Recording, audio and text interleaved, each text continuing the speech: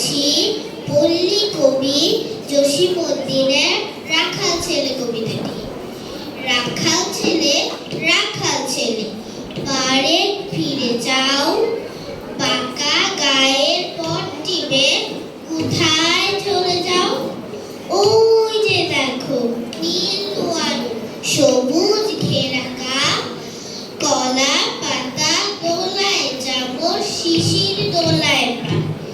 সেথায় আছে ছোট্ট কুটির, সোনার পাতায় ছাওয়া, সাজ আকাশে ছড়িয়ে পড়া আবির রঙে নেওয়া।